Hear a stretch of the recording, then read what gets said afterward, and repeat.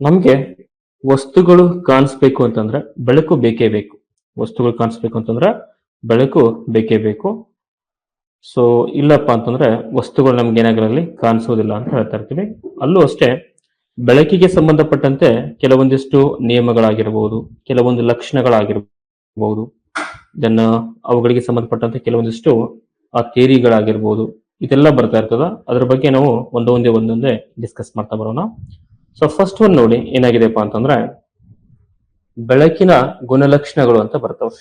ಅಂದ್ರೆ ಇಲ್ಲಿ characteristics of the light ಅಂತ ಕರಿತಾ ಇರ್ತೀವಿ. ಬೆಳಕಿನ ಗುಣಲಕ್ಷಣಗಳು, ಕ್ಯಾರೆಕ್ಟರಿಸ್ಟಿಕ್ಸ್ ಆಫ್ ದಿ ಲೈಟ್ ಅಂತ ಹೇಳ್ತಾ ಇರ್ತೀವಿ. ಏನೇನು ಬೆಳಕು ಯಾವ ಲಕ್ಷಣಗಳನ್ನ ಹೊಂದಿದೆ, ಹಾಗಾದ್ರೆ ಏನೇನು ಕ್ಯಾರೆಕ್ಟರ್ಸ್ ನ ಹೊಂದಿದೆ ಅಂತ ಬಂದಾಗ ಫಸ್ಟ್ ನೋಡಿ ಬೆಳಕು ನೇರ ಚಲನೆಯಲ್ಲಿ ಚಲಿಸುತ್ತಂತ ಹೇಳ್ತಾನೆ. ಅಂದ್ರೆ ನೇರವಾಗಿರ್ತಕ್ಕಂಥ ಒಂದು ಚಲನೆಯಲ್ಲಿ ಚಲಿಸ್ತಾ ಇರ್ತದ.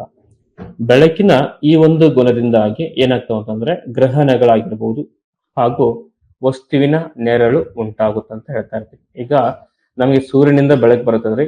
ಸೂರ್ಯನಿಂದ ಬೆಳಕು ಬರಬೇಕಾದ್ರೆ ಆ ಬೆಳಕು ನೇರವಾಗಿರ್ತಕ್ಕಂಥ ಚಲನೆಯಲ್ಲಿ ಏನಾಗ್ತದ ಚಲಿಸುತ್ತಂತ ಹೇಳ್ತಾ ಇರ್ತೀವಿ. ಹಿಂಗಾಗಿ ಇಲ್ಲಿ ಏನಾಗ್ತಾವ್ರಿ, ಗ್ರಹಗಳು ಚಲಿಸ್ತಾ ಇರ್ತಾವ ಅಷ್ಟೇ, ಬಟ್ ಆ ಸೂರ್ಯ ಕಾನ್ಸ್ಟಂಟ್ ಆಗಿರ್ತಾನ.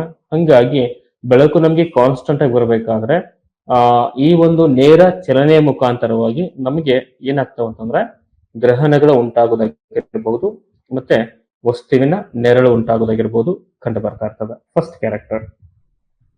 ಇನ್ನ ಎರಡನೇದಾದಂತ ಒಂದು ಲಕ್ಷಣ ಅಂತ ಬಂದಾಗ ಬೆಳಕು ಕಣಗಳಿಂದ ಕೂಡಿದ್ದು ಈ ಕಣಗಳಿಗೆ ಫೋಟಾನ್ಗಳೆಂದು ಕರೀತಾ ಇರ್ತಾರೆ. ಅಂದ್ರೆ ಕ್ವಶನ್ ಕೇಳ್ತಾರೆ ನಮಗೆ, ಬೆಳಕು ಯಾವುದರಿಂದ ಕೂಡಿದೆ ಅಂತ ಹೇಳ್ತಾನ್ರಿ.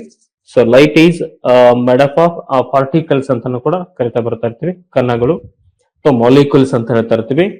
ದಟ್ ಮೀನ್ಸ್ ಈ ಒಂದು ಮಾಲಿಕ್ಯೂಲ್ಸ್ ಅನ್ನ ಅಥವಾ ಕಣಗಳಿಗೆ ಏನಂತ ಕರಿತೀವಿ ಅಂದ್ರೆ ಫೋಟಾನ್ಗಳು ಅಂತಂದ್ಬಿಟ್ಟು ಹೇಳ್ತಾ ಬರ್ತಾ ಇರ್ತೀವಿ. ಇಂತಹ ಫೋಟಾನ್ಗಳಿಂದ ಜೋಡಿಸಿರ್ತಕ್ಕಂಥ ರೇಖೆಯನ್ನೇ ನಾವೇನಂತ ಕರಿತೀವಿ ಅಂದ್ರೆ ರೇ ಅಂತ ಅಂದ್ಬಿಟ್ಟು ಕರಿತಾ ಬರ್ತಾ ಇರ್ತೀವಿ. ಉದಾಹರಣೆ ನೋಡಿ, ಇಲ್ಲೊಂದು ಕಣ ಇದೆ, ಇಲ್ಲೊಂದು ಕಣ ಇದೆ, ಇಲ್ಲೊಂದು ಕಣ ಇದೆ, ಇಲ್ಲೊಂದು ಕಣ ಇದೆ. ಬಟ್ ಇದನ್ನೆಲ್ಲ ಒಟ್ಟಾಗಿ ನಾವೇನಂತ ಕರಿತೀವ್ರಿ, ಬೆಳಕಿನ ಒಂದು ರೇ ಅಂತಂದ್ಬಿಟ್ಟು ಕರಿತಾ ಬರ್ತಾ ಇರ್ತೀವಿ.